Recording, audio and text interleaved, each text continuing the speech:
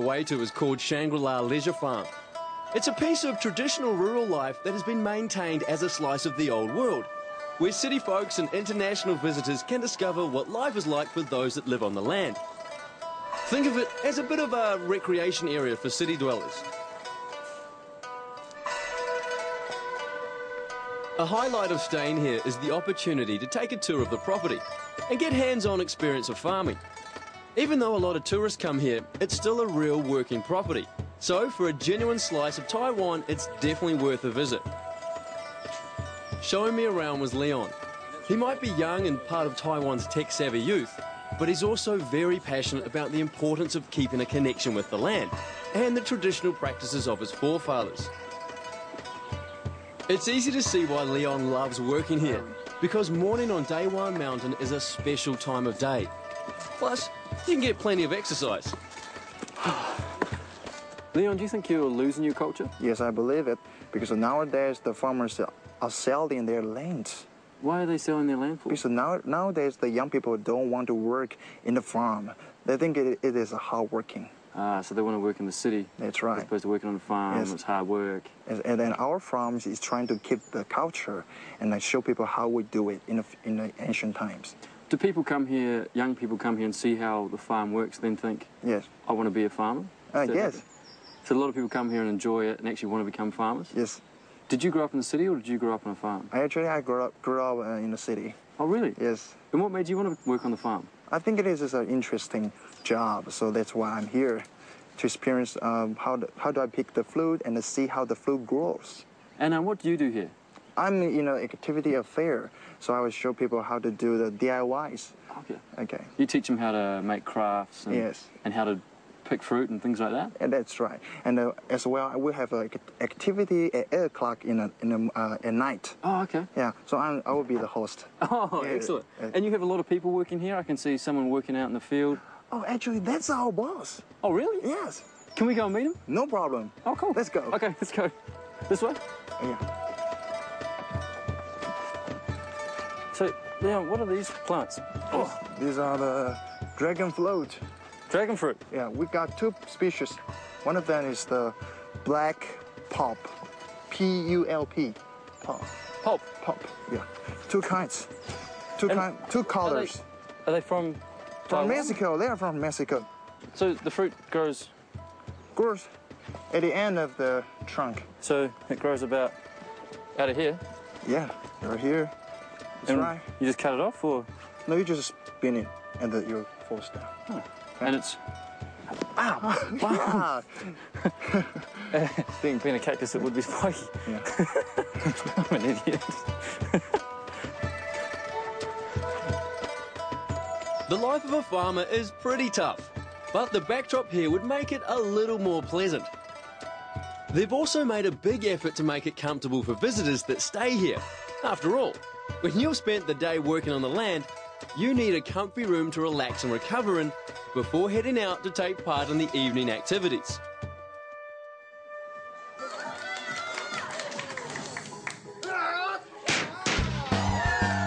When the sun sets, the fun and games begin. And in keeping with the theme of traditional practices, all the nighttime charades are based on games and activities from back when things were a little simpler and seemingly crazier.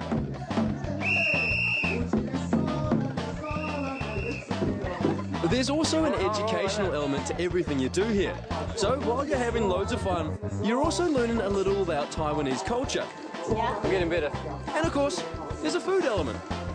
These are really quite beautiful. What they're doing is they write their wishes on here, and they let the lantern go later on, and it takes their wishes up to heaven. Paper lanterns have become synonymous with Chinese New Year celebrations. They were once used for more practical applications, from communicating with nearby villagers to advertising the location of a brothel. Nowadays, they can be seen filling the night sky wherever there's a festival during this special time of the lunar calendar. The lanterns are really quite beautiful, and the idea of them carrying your wishes to the heavens, that's pretty cool.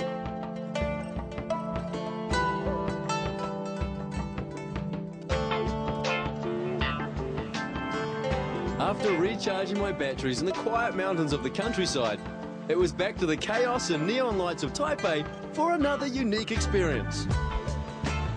This building is the head office of the Taiwan Cement Company. Now, I'm not here to learn about cement. I'm actually here to watch an opera.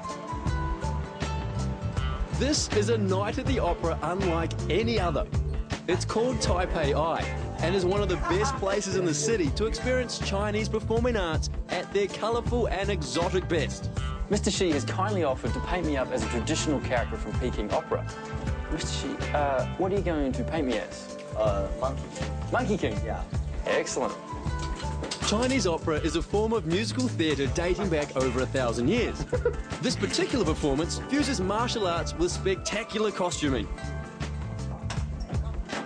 Mr. Shi is almost finished and I have no idea how I look, but he told me that the Monkey King is funny, he's a bit cheeky and at times he does have a bit of a temper, but he's also very strong and he stands for the just, so that makes him a bit of a legend and that suits me perfectly.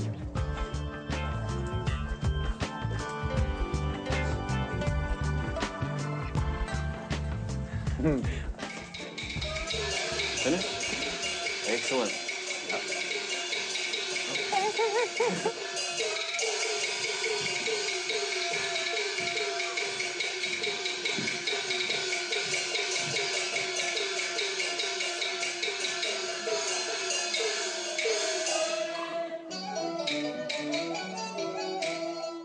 Now, don't go confusing the term opera to mean melodic singing, orchestral music, and a fat lady, like in the Western form of operatic performance. This is quite the opposite, with screeching falsetto voices, banging drums, clashing cymbals, and the constant clacking of clappers filling the auditorium. To knowledgeable theatregoers, it's music to their ears. But for Westerners, the attraction to this type of performance lies in the amazing costumes, dramatic facial expressions, and martial arts movements.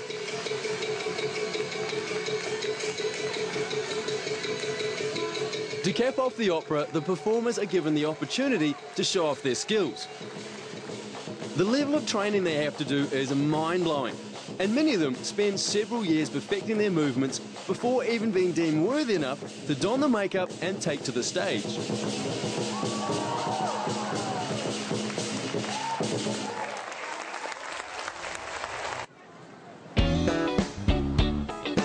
Nighttime in Taipei is when things really start to hum. Everyone seems to emerge from the office buildings and homes and take to the street. And all roads lead here, the Shilin night markets. It's a major attraction for locals and tourists alike, and it's the busiest of the many night markets you can find in Taiwan. Like most major cities around the world, Taipei has all the usual takeaway joints and restaurants. But if you want the real taste of Taiwan, you've got to make your way to a night market. It's kind of like tapas, where you can try a whole bunch of different delicious Taiwanese dishes while you're taking in all the action. And this place is famous for oyster omelettes. So I'm going to go and try and find myself one. If I can.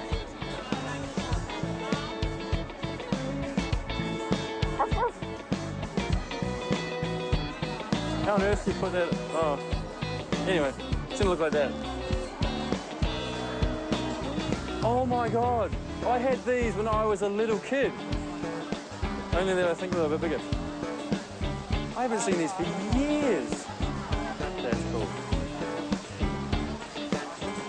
What I'm trying to do is find some cool shirts to buy and get the food I'm looking for, but I keep getting distracted because there's just so much going on. Oh, sorry. Hello? Hello?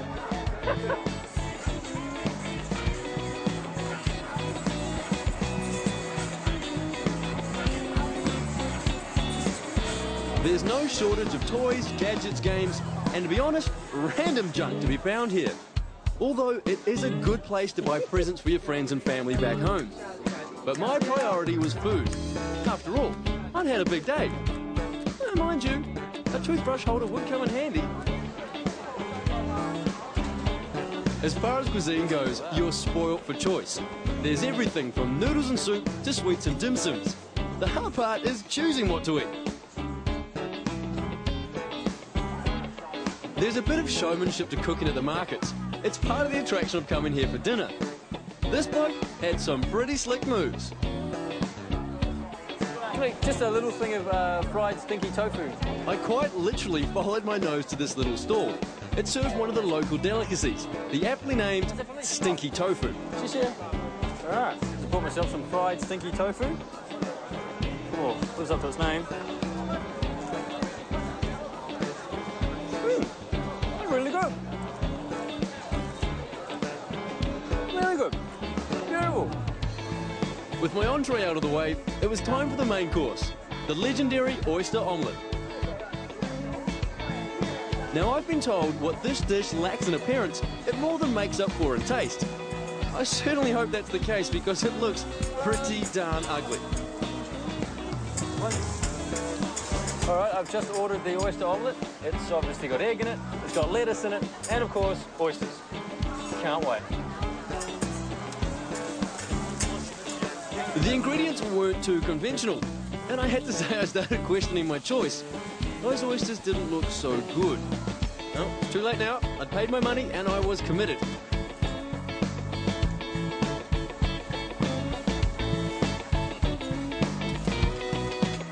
Watching this bloke work reminded me of the guys back at the dumpling restaurant. He was churning out omelettes at a rate of knots, and the way he swung his spatula around the hot plate made it look like it was part of his body. It was very impressive. Alright. Oyster omelette and pig sauce. Let's start with the most important part, the oyster. That was beautiful. To be honest, I was actually expecting the worst. I thought this would taste horrible, but it is beautiful. It is really good. Put on the Taiwanese. Food is so good. So there you have it. The fabled oyster omelette is a winner. As the night was coming to an end, so too was my time in Taipei. By now, I was exhausted, and all I really wanted to do was hit the sack. Now that kid has the right idea, although I reckon he'd have a sore neck in the morning.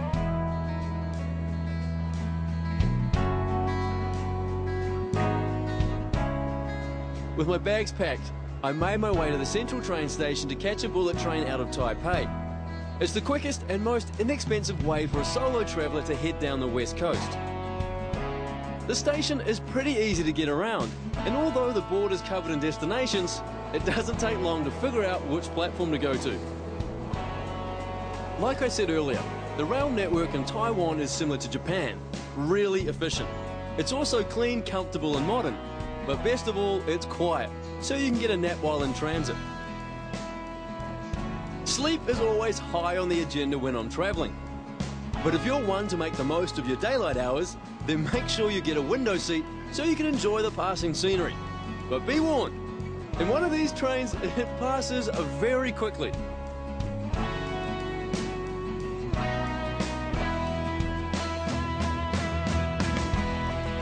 Next time on the Travel Bug, I'll be exploring the south of Taiwan, getting more of a taste of the traditional way of life and seeing all the sights.